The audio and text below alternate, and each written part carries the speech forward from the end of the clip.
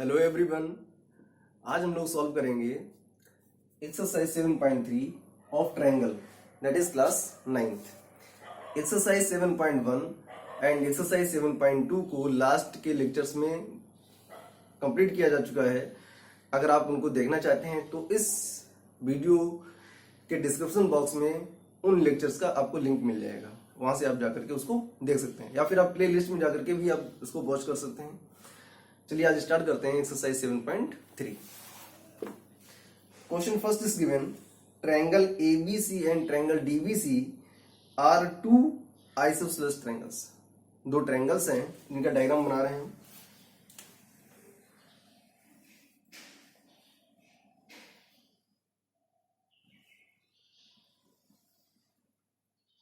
Triangle ABC and triangle DBC.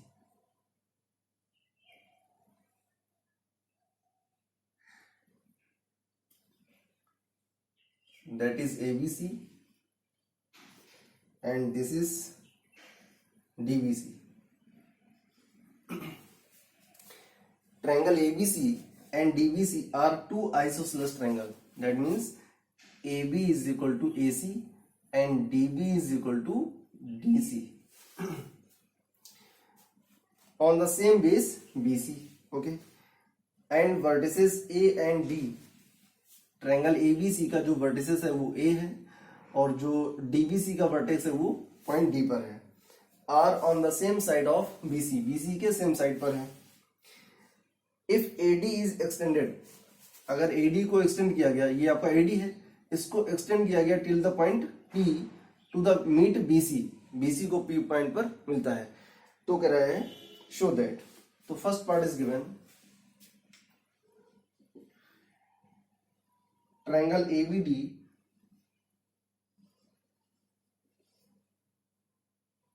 Congruent triangle ACD. Triangle ABD और triangle ACD को congruent prove करना है। देखो डायग्राम से, triangle ABD and triangle ACD, इन दोनों को कॉन्ग्रुएंट प्रूव करना है। तो चलिए पहले इसी को सॉल्व करते हैं। लिखेंगे in triangle ABD and triangle ACD, जिसमें आपको कॉन्ग्रुएंसी प्रूव करनी है, हम उन्हीं ट्रायंगल्स को लेके चलेंगे। देखें जरा ध्यान से, triangle ABD and triangle ACD, ABD and ACD क्या क्या गिवन है इसमें? AB is equal to AC, ये आपका गिवन है। BD is equal to CD, ये भी आपका गिवन है। Okay, BD is equal to CD, ये भी आपका गिवन है। और क्या गिवन हो सकता है? देखें ध्यान से, आपने AB is equal to AC लिया हुआ है, BD is equal to CD लिया हुआ है। अब इसमें जो AD साइड आ रही है, दोनों ट्रायंगल्स में जो साइड AD आ रही है वो कॉमन है, तो कैसे लिखेंगे? AD is equal to AD, that is common. अब हमें कॉन्ग्रुएंसी प्रूव करने के लिए 3 कंडीशंस की नीड होती है। तो यहाँ पर देखिए 3 कंडीशंस हमारे पास आ रही हैं, और कौन सी हैं? तीनों कंडीशन कैसी हैं? साइड्स से रिलेटेड हैं। That means triangle ABD congruent triangle ACD किससे हो जाएगा बेटा? ये by SSS, by triple S congruency.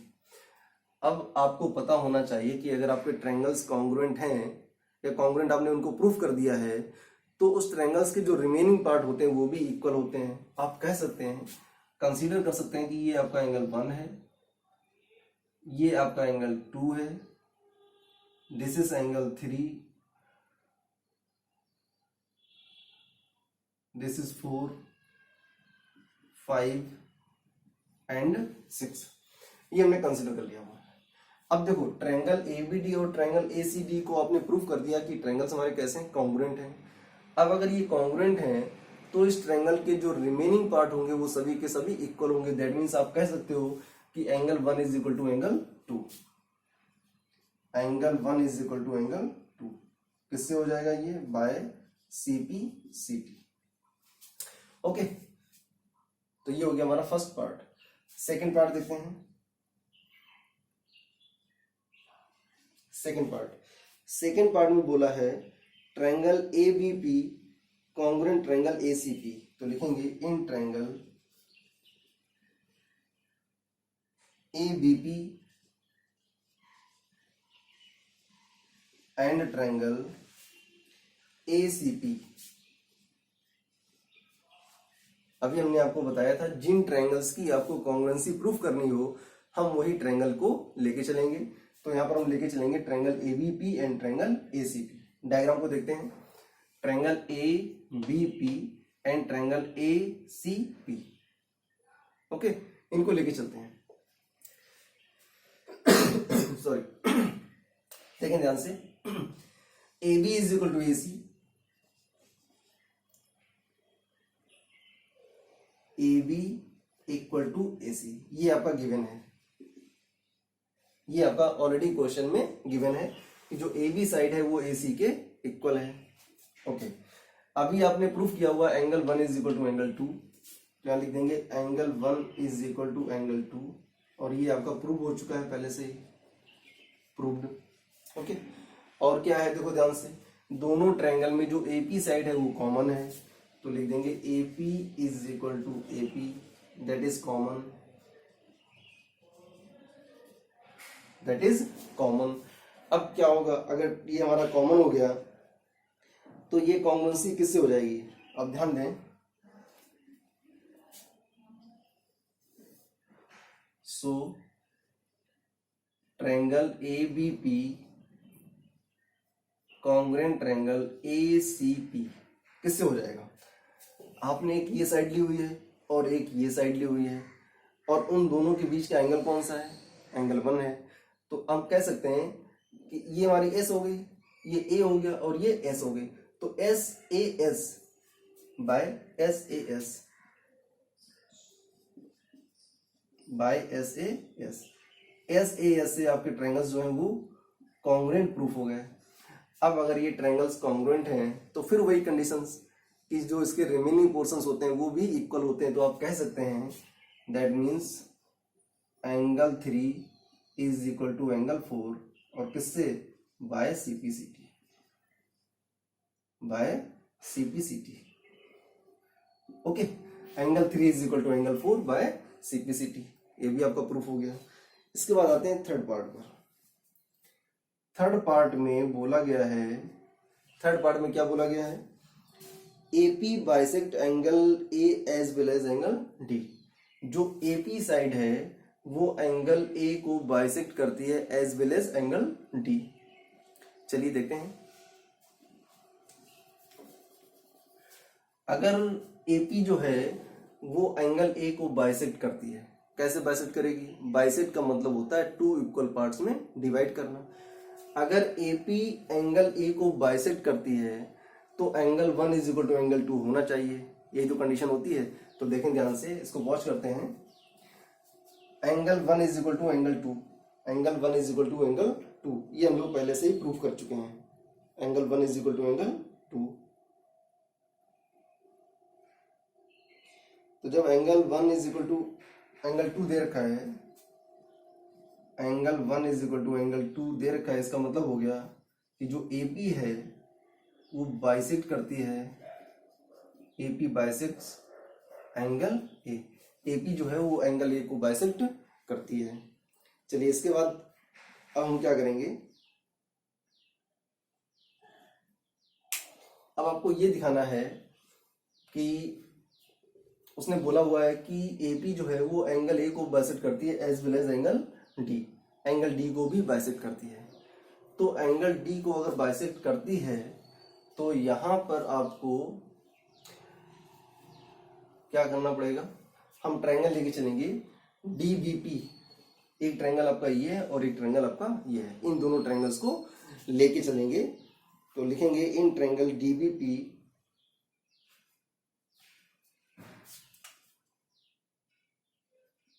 In triangle DBP and triangle CDP, या आप कुछ भी लिख सकते हैं, DCP लिख सकते हैं, कुछ भी लिख सकते हैं, CDP। ओके, अब देखो ध्यान से, क्वेश्चन में गिवन है DB is equal to DC, DB is equal to DC, ये आपका गिवन है। DB is equal to DC, ये आपका गिवन है। Angle 3 is equal to angle 4, angle 3 is equal to angle 4, ये आपने प्रूफ किया हुआ है, तो यहां लिख देंगे angle 3 is equal to angle 4, ये प्रूव हो चुका है आपका। ओके, कंडीशंस हमारे पास 3 होनी चाहिए, कम से कम 3 कंडीशंस होनी चाहिए। जैसे आपने ट्रायंगल दिया था A B P and triangle A C P, और उसमें कॉन्ग्रुएंसी प्रूव कर दी थी, और वहां पर लिख दिया था angle 3 is equal to angle 4, वैसे यहां और लिख सकते हैं and BP is equal to CP, BP is equal to CP, और किससे, बाय सीपी सीटी। बीपी जो है वो सीपी के इक्वल होगी, दैट मीन्स ये जो साइड है इस साइड के इक्वल होगी, तो यहां लिख सकते हैं angle 3 is equal to angle 4 and BP is equal to CP.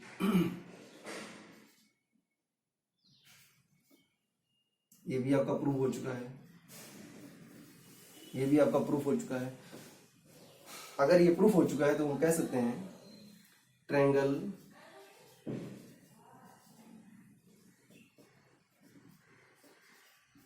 और किससे हो जाएगा, बाय, देखो ध्यान से, 2 साइड हो रही हैं, एक ये साइड है और एक ये साइड है, और ये हमारा एंगल है। आप सोचिए ये कॉन्ग्रुएंसी किससे प्रूफ हो सकती है।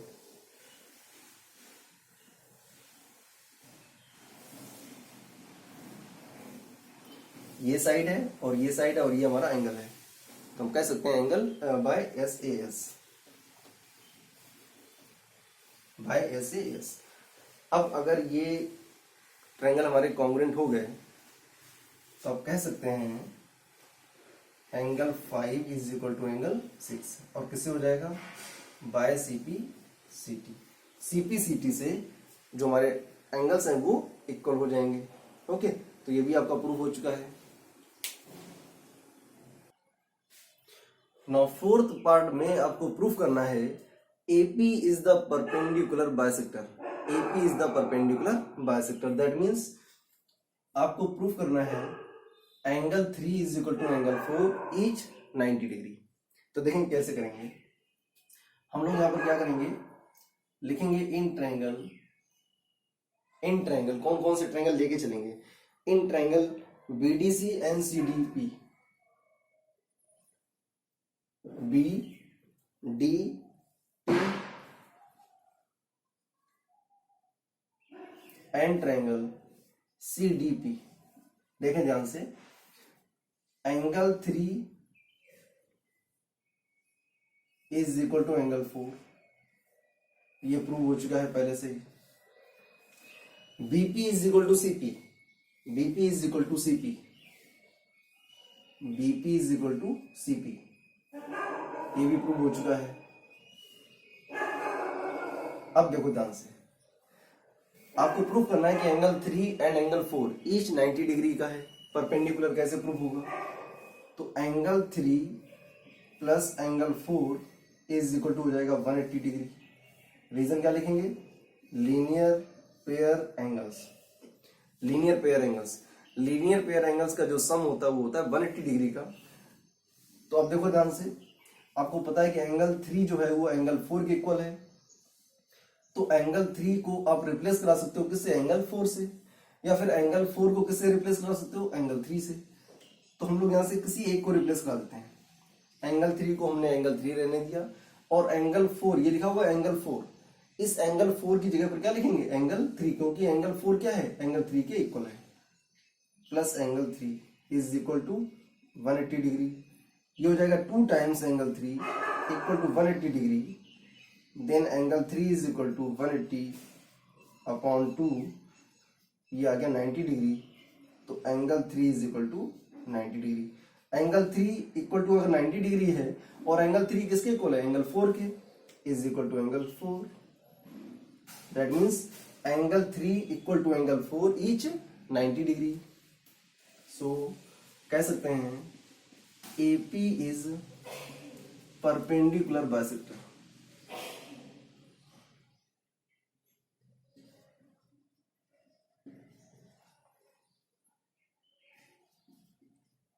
Bisector AP is perpendicular bisector. तो ये आपका क्वेश्चन नंबर फर्स्ट कंप्लीट हो चुका है। Now we start question number second. Now question number second, question number second में गिवन है AD इज एन एल्टीट्यूड। ये जो आपका AD है ट्रायंगल ABC में, जो आपका AD है ये एल्टीट्यूड है। एल्टीट्यूड का मतलब हो गया परपेंडिकुलर है। AD is an altitude of N isosceles triangle, that means triangle ABC जो आपका है वो एक आइसोसेलेस ट्रायंगल है। आइसोसेलेस ट्रायंगल है, इसका मतलब हुआ कि जो AB साइड है वो AC के इक्वल है। अगर ट्रायंगल ABC आपका आइसोसेलेस है that means AB is equal to AC होगा। चलिए जो गिवन है पहले उसको लिखते हैं।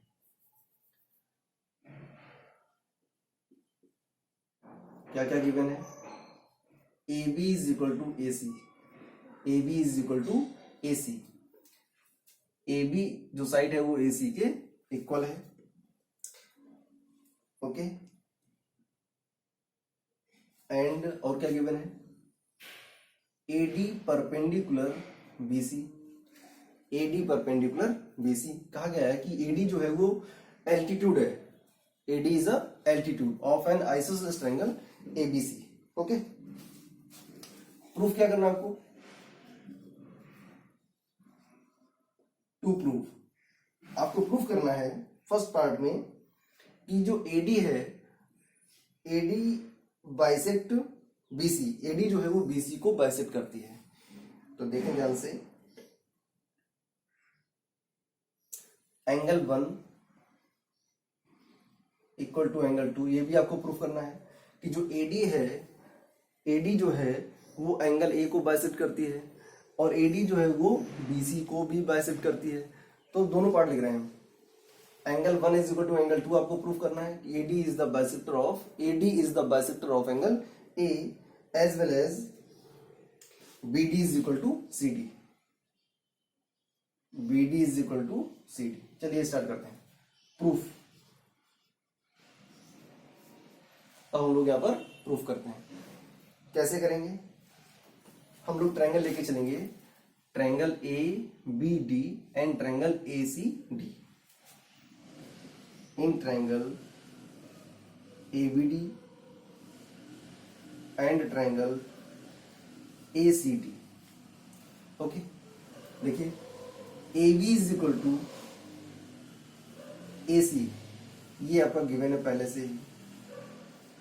AB is equal to AC, ये आपका गिवन है। और क्या गिवन है?